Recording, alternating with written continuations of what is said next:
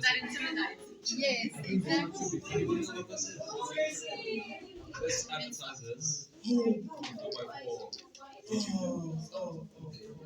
Hey guys, guys, can we have your attention just for like around 10 to 15 minutes if that's okay with everyone? I just want to confirm, did everyone scan the QR code? Yes. Okay. So basically today what we're going to be talking about is our STLA module is basically to educate you guys in certain topics in terms of the legal field. We're currently covering sexual violence in South Africa pertaining to marital rape. So here to help students understand their rights in terms of this topic with reference to marital rape. If this topic is a bit sensitive to any of you guys, for certain of you, if it might be, you're welcome to excuse yourself from this session. But we're just going to be very basic. There's no pictures going to be shown, anything. So is everyone okay with that? So basically, we just want to start off with a little icebreaker activity, which is true or false, which we'd like to see what you guys answer on these things. So in terms of this question, this is like very simple, just like an icebreaker. Only a woman can be a victim of rape. False. False. Okay, that's correct. Rape is when someone kisses you on the mouth without consent. False. That's false because basically it's sexual violence and it's an act of thing and there's no penetration. I think. Marital rape in South Africa is a crime. You want to say true? There you go. It is true. It is true. Consent can be taken. That's true. Consent can be taken away during the act of sexual intercourse. Okay, that's correct. Your husband or wife is your boss and you have no say over your body. That's correct. Okay, so before we break down the topic of marital rape, we just want to basically just advise you what sexual violence is. So sexual violence in South Africa refers to any non-consensual act or behavior committed against an individual, which basically includes a wide range of offenses such as rape, sexual assault, sexual harassment, or any misconduct, like earlier the case, which would fall under the topic of sexual violence. So in our country, we have a huge problem with sexual violence, and there's high rates of reported cases. And factors contributing to this includes gender-based violence, historical factors of the past. People are instilled in their ways and they believe what's right and wrong. So it's very difficult to fix these injustices. But legislation now, we're slowly trying to. How effective it is, we aren't sure as yet. But yeah, so efforts have been made to address the problem, like I said here, and it remains a concern in our country. And yeah, and then we go on basically to what is rape. Any of you like understand what's your guys' definition of rape and what would be considered as rape? Um, I'm waiting for an answer from someone. Okay. My definition of rape would be when someone like forces themselves upon you and you say no, but they still continue and have intercourse with you. Oh yeah, that's 100% correct because obviously it works on consent. So basically, here it's like many other countries, it's a criminal offense in South Africa. It's non-consensual penetration of a person's genitals, mouth, objects, anus, with any body part or object making this to do it to another person without their consent. It's a severe crime and violation. So here you can even rape someone with an object, whatever it be, and you don't have to physically do it. You can do it through an object or another person, for example. South Africa has a high reported rate of rape cases in this country, and basically this is the legislation that was used to address it in 2007. It's the Criminal Law and Sexual Offences Related Act, which was amended act, which was passed to provide like a detailed legal framework dealing with like numerous sexual violences, including rape.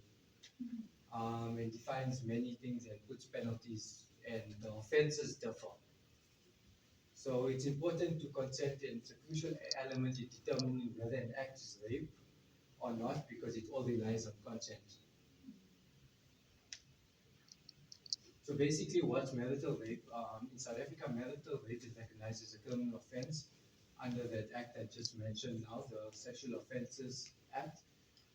Marital rape occurs without consent from one spouse in the marriage, basically, and then it's important to note that it is crucial that in determining whether an act is rape or consensual activity, lack of that consent is fundamental aspect of rape in these cases, and it's important to support survivors and ensure that perpetrators are held accountable under the law.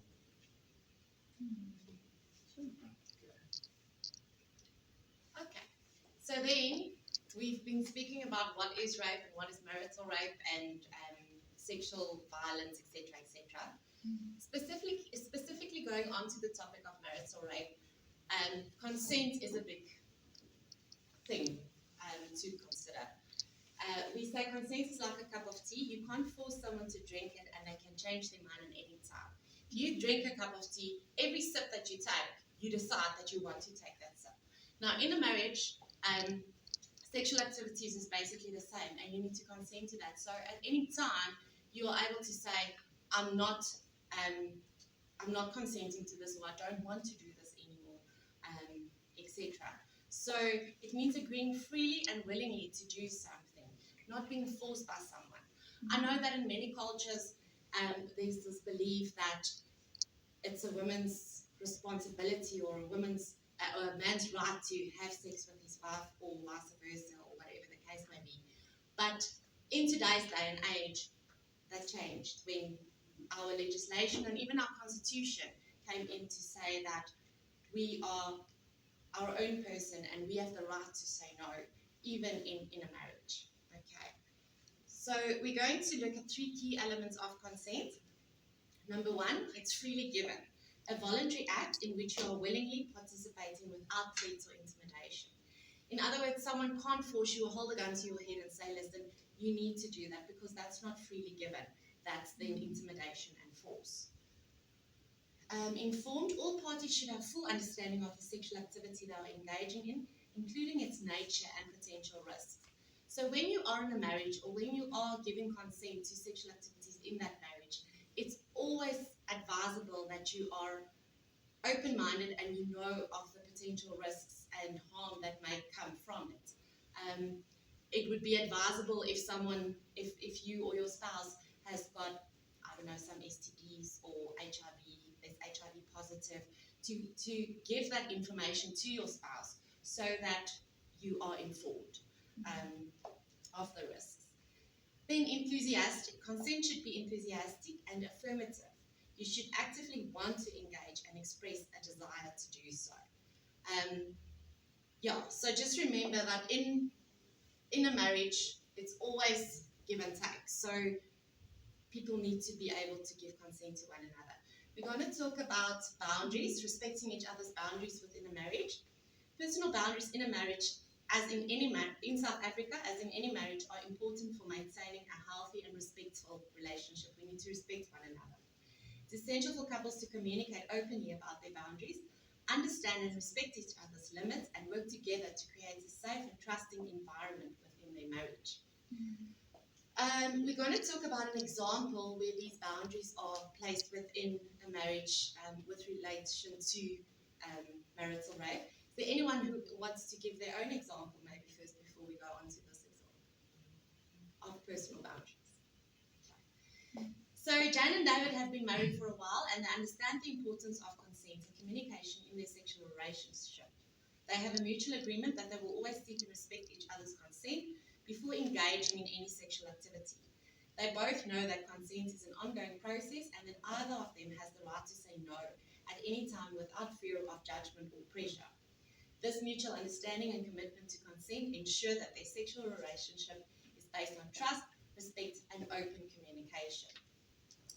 This example emphasizes the significance of mutual consent and open communication in a South African marriage, as it does in any marriage or relationship.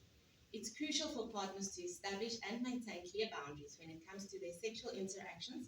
Always prioritize consent and respect each other's choices and comfort levels in the aspect of their relationship. We just feel it's important for you guys to know about this topic and also to understand what the topic is about, because you are psychology students, right? So eventually one day you're going to be in practice and you're going to help people in similar situations, and you're going to have to advise them and treat them. But you also need to advise them of their legal rights in terms of marital rape. And that is why we're trying to just get this out there. All right. Okay. So I'm going to talk to you about what happens after the incident has occurred and how you go about seeking help and just resolving an issue that you at peace. Reporting marital rape in South Africa. There are certain specific steps to ensure that the offence is properly documented, because you don't want to go halfway through it and you missed a step and the case falls flat. So there's a general guide on what to do and how to report it, but it's basically on a case-to-case basis as on how it will occur. So you got to ensure your safety, number one. Ensure that you're not in immediate danger at that point, like it's not going to happen again, or that, I'm not going to go into too much detail, but that you don't need medical help right now at this instance. So once that's done over there, you've got to preserve your evidence. So as soon as it is safe to do so, try to keep as much physical clothing. Try to keep wherever it happened, like bedding, try to take all of that with and keep it in a space that's safe until the police request it. So then now you go to the step of contacting the police. You report the incident, you explain to them in the case what happened in the marital rape case. You have the right to request the presence of the same police officer. So if you're female, you can have a female. That is your legal right to do so. Then you go to support and counseling. First, what you got to do with that over there is make sure that you are comfortable enough to know where your boundaries is, and then once you go with that, you go and do your medical examination. So that they can talk you in it. This is where you guys would advise the client as well. The medical examiner is going to do this. They're going to help you with this so that you don't just feel violated again in the same way getting your examination done. Then you require legal assistance. So this is where you consult a legal practitioner or a legal aid organization about your rights and your options you have to go forward with this. They will help you navigate the whole process, including obtaining a protection order if necessary. Do you guys know what a protection order is? Okay, so a protection order is not the same as a restraining order. So you can get a protection order against someone you married your husband. The protection order will stop him from doing whatever he's doing, but you can still stay in the same house. So if it's a protection order for shouting, as soon as he shouts, he's in contempt, then you can get arrested. So that's an important thing to bear in mind. Then your testimony and statements. This is where it's going to be tough for your victims, and you've got to go into very, very detail what happened, like to the point where you're going to walk the person step for step as it happened with you. So that way it will be very difficult for your clients one day, because obviously it's going to be bringing up the issues again, and it's going to be traumatic for them again. Okay, so now you're going to stay informed. Contact regularly with your legal representative or whatever organization you're using that are helping you. Understand what are your rights going forward. If it were to happen again, what to do, what not to do. Like, do not contact the person and send threatening stuff. You leave it up to your legal representatives. And then they will also keep you up to date with what's happening with your case before the courts, or if you ever have any questions. So remember, it is a very difficult and a sensitive topic, marital rape, because obviously when you married that person, you thought that they would always be respectful towards you. So the victims must just remember they're not alone. It is actually a very common occurrence in our country, unfortunately. And you just got to be with them step for step throughout the whole process. Is there any questions? When something, or if something like this occurs, do you consult with a lawyer or legal representative before you take any steps? The better thing to do is always to obtain the evidence first. Okay. Because the thing is, remember, like fingerprints, all of that stuff, it's got its time also where DNA falls flat on it. So the thing is, if you leave it too long, like your lawyer can say, I can only meet you tomorrow or whatever, then all your evidence is already, now it becomes a question of, is your evidence still legible? is it still in force or is it now a hearsay evidence? Because you can't factually prove that it is his or her DNA on the scene, or if it was tampered with. So the police would be your first Yes. port of call. Okay. And then after you go to the police, that's when you get your legal representation or whatever. Yes, then yeah. In the case of like an emergency where it's like very urgent and it's like very fresh, like the event, are you allowed to skip along the steps there to ensure that? Yeah, so this is not 100%, it's based on a case-to-case basis. It's a guideline. Yeah, so if something happened very traumatic to the point where you need medical attention, normally your medical examination will happen the same time when you're going for medical treatment. So then you don't have to first consult the police, and they will also report it to the police, and the police, depending on what situation it is, the police might even come to the hospital as well to take a statement right there.